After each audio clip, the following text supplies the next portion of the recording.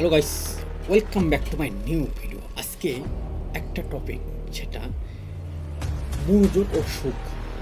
সুখ জিনিসটা সবাই চায়, তো মনোযোগ করাটা বড় মুশকিল। যে কোনো কাজে, যে কোনো কোনো কোনো কিছুর প্রতি মনোযোগ আনাটা বেশ কঠিন কাজ। তাই তো আমার আজকের টপিকটা মনোযোগ ও সুখ। মনোযোগ করুন, মনোযোগ সহকারে কাজ করুন, তাহলেই সুখ। এই জন্য আমার আজকের টপিকটা মনোযোগ এবং সুখ। যাই হোক, আমার চ্যানেল যদি নতুন হয়ে থাকেন, চ্যানেলটিকে সাবস্ক্রাইব করে দেবেন। চলুন ভিডিওটি শুরু করি। এবং যারা সাবস্ক্রাইব আছেন বা যারা সহযোগিতা করে, তাদেরকে অসংখ্য অসংখ্য ধন্যবাদ।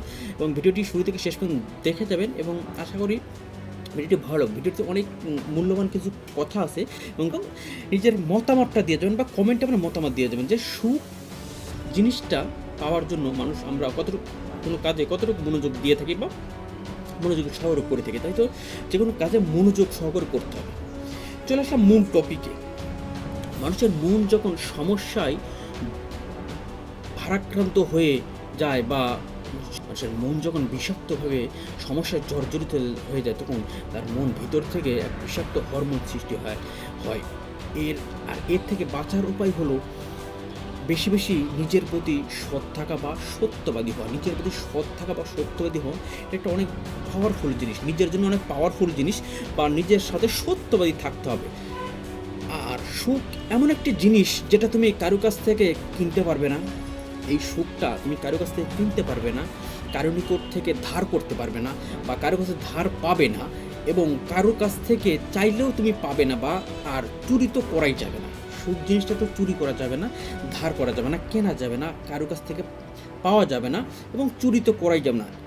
তোমাকে এটা তোমার মনের মধ্যে, বা এটা আপনার মনের মধ্যে নিজেকেই সৃষ্টি করে নিতে হবে। এই সুখ জিনিসটা নিজের মনের প্রতি বা নিজের মনের উপর।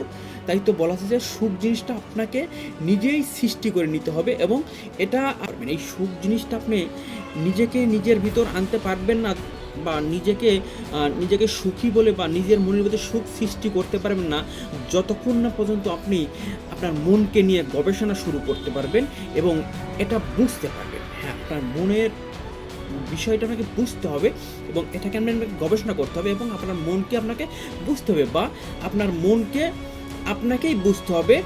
অন্য কেউ খুব কমই আপনার মন বুঝবে, এবং আপনার মন বুঝবে না। আপনি যতটুকু বুঝতে পারবেন, বা আপনার মনের অবস্থা, আপনার মনের পরিস্থিতি আপনি বা আমি যতটুকু বুঝতে পারবো, অন্য কেউ এটা বুঝতে পারবে না বা বোঝার চেষ্টাও করবে না। বা কথা কম বলে বেশি বেশি কাজ করা এবং ফলাফল অর্জন করা।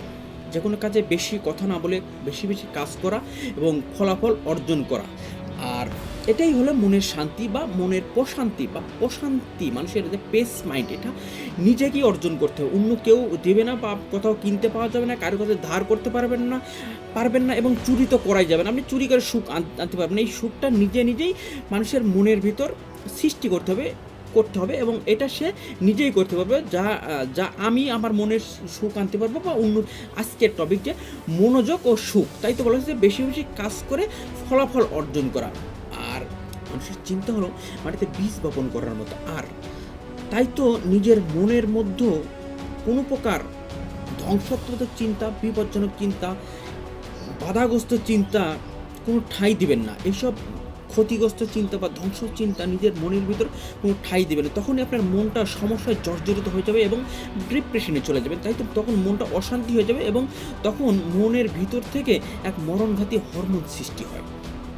আর এই জন্য বলেছে নিজের মনকে নিজেই কন্ট্রোল করুন, বা নিজেই এটার গবেষণা করুন। আর আপনি ততক্ষণ পর্যন্ত এটা করতে পারবেন না যতক্ষণ পর্যন্ত আপনি এটার গবেষণা না করবেন। কারণ আপনি মাটিতে যে বীজ বপন করবেন সেই চারাই গজাবে। তাই তো আপনি আপনার মাইন্ডে যে চিন্তা দেবেন সেই ফলাফলই আসবে। এই ধরনের বৈশিষ্ট্য গঠিত। এটা আপনার পছন্দ এবং অপছন্দ, আশা এবং নিরাশা, ঘৃণা, ভালোবাসা, নির্দয় ইত্যাদি নিয়ে যৌথভাবে গঠিত হয়। মানুষ যদি নিজেকে চিন্তা এবং অর্থনৈতিক চিন্তা বা মানসিক চিন্তা থেকে মুক্ত রাখতে পারেন, বা এসব থেকে একটু দূরে রাখতে পারেন, তাহলে আপনি দেখতে পাবেন যে আপনার মনটা কত অসাধারণ তখন মনে হবে। যে আর আপনার নিজের মনকে দক্ষতা সহকারে পরিচালনা করার জন্য আপনাকে নিজেকে গঠন করতে হবে। আপনার মনকে আপনি নিজেই মনকে পরিচালনা করতে। এই পৃথিবীতে কারো সাহায্যের দরকার নেই, কারণ আপনার মনকে পরিচালনা করতে এইভাবেই বলবেন, সেভাবেই এটা কাজ করবে। তাই তো বলে যে এই নিজের মনকে পরিচালনা করার জন্য এই পৃথিবীতে কারোর সাহায্যের দরকার নেই বা কারোর সাহায্য প্রয়োজন নেই। আপনার মন হলো এমন একটা জিনিস, বা আমাদের মন বা মাইন্ড এমন একটা জিনিস, এটা নিজে ছাড়া বা আমি আমার মনকে ছাড়া বা আপনি আপনার মনকে ছাড়া অন্য কেউ নিয়ন্ত্রণ করতে পারবে না বা করতে পারে না। আপনার মনের শক্তি সম্পর্কে কিছু লেখা, এটা আপনার ভয়ের অভিশাপ থেকে মুক্ত করবে। আপনার মন সম্পর্কে কিছু লেখা বা এটা আপনার ভয়ের অভিশাপ থেকে দূর করবে এবং আপনাকে উৎসাহ ও সাহস দ্বারা পূর্ণ করে দেবে। আপনার মনের ভিতরে যদি আপনি কিছু নেন বা কিছু চিন্তা করেন বা আপনার আয়ত্তে আনতে পারেন, তখন দেখবেন আপনার উৎসাহ এবং সাহস দ্বারা আপনার মন পরিপূর্ণ হয়ে যাবে বা আপনার মন সাহসে ভরে যাবে।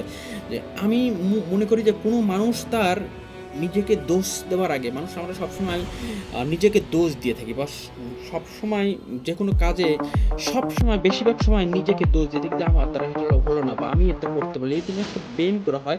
তাই তো বলে যে কোনো মানুষ নিজেকে দোষ দেওয়ার আগে তার অতীতের কমপক্ষে হলো ২ বৎসর, অতীতের কমসে কম হলো ২ বছর সময় সে কী করলো, কী আবিষ্কার করলো সেটা নিয়ে দেখা উচিত বা সেটা নিয়ে চিন্তা করা উচিত। নিজেকে দোষ দেওয়ার আগে আমি আমার বিগত ২ বছর বা ৩ বছর সময় কী করলাম বা কোথায় ব্যয় করলাম, এই সময়টা বা এই হিসাবটা করা উচিত। তাহলেই কোনো মানুষ দেখবেন যে নিজেকে দোষ দিতে পারবে না।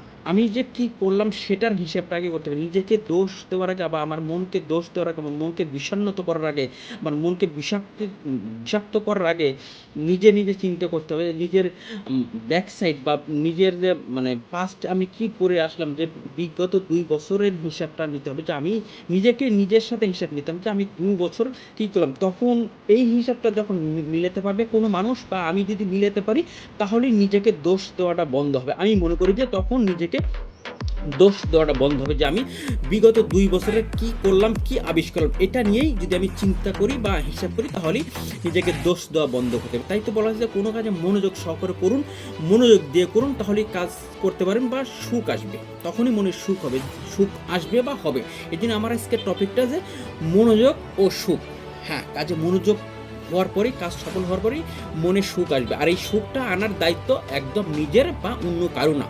যাই হোক, আমি আমার ভিডিওটিকে আজকাল লম্বা করবো। আমার ভিডিও এবং ভিডিওর টপিক যদি ভালো লাগে, আমার ভিডিওতে লাইক করে দেবেন, কমেন্ট করে দেবেন এবং আমার চ্যানেল নতুন হলে চ্যানেলটিকে সাবস্ক্রাইব করে পাশে থাকবেন। দেখা হবে পরের ভিডিওতে ভিন্ন কোনো টপিক নিয়ে, নতুন কোনো টপিক। তখন ভালো থাকবেন, সুস্থ থাকবেন, নিজের খেয়াল রাখবেন। ধন্যবাদ।